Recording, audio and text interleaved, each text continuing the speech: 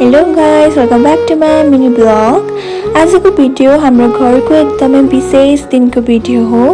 यो भिडियोमा म हजुरहरूलाई हाम्रो घरको ग्रह शान्ति तथा पारिवारिक पूजाको क्लिप्सहरू देखाउने छु।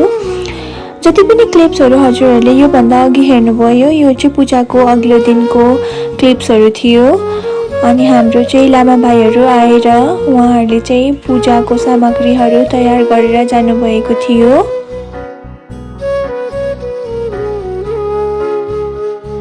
पूजाको क्लिप्सहरू पनि स्टार्ट भयो। बिहानदेखि नै घरभरि रमाइलो माहौल भइरहेको थियो। कोही पूजाको तयारीमा व्यस्त हुनुहुन्थ्यो, कोही भान्सामा मिठो खानेकुरा बनाइराख्नु भएको थियो भने माइजू बडी दिदीहरूले मिठो सेलरोटी बनाउँदै हुनुहुन्थ्यो र कोही गफले साथ दिइरहनु भएको थियो, जसले गर्दा घर अझै रमाइलो बनिरहेको थियो। र यो पूजालाई अझ विशेष बनाइदिनु भएको लामा गुरुहरूलाई धेरै धेरै धन्यवाद।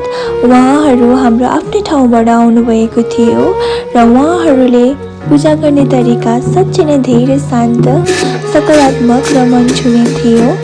मन्त्रको आवाज, पूजा गर्ने शैली र उहाँहरूको शान्त स्वभावले वातावरणलाई एकदमै शान्तिमय बनाइरहेको थियो। र हामीले पूजामा 108 पटक होम पनि लगाएको थियौँ भने 108 वटा बत्ती पनि बालेको थियौँ।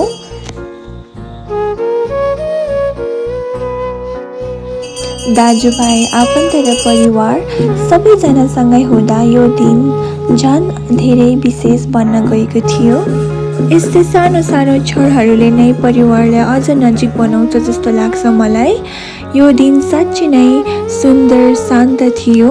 घरभरि धुपको सुगन्ध, विभिन्न प्रकारको समिता, दियोको उज्यालो र मन्त्रहरूको आवाजले यो दिनको वातावरण एकदमै शान्त र सुन्दर बनाइरहेको थियो।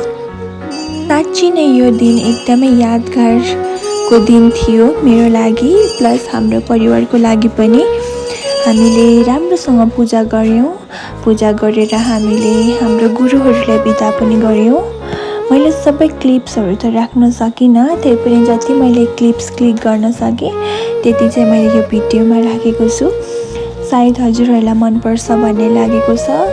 र आजको भिडियो यति नै। धन्यवाद हजुरहरूले यहाँसम्म हेरिदिनु भएकोमा।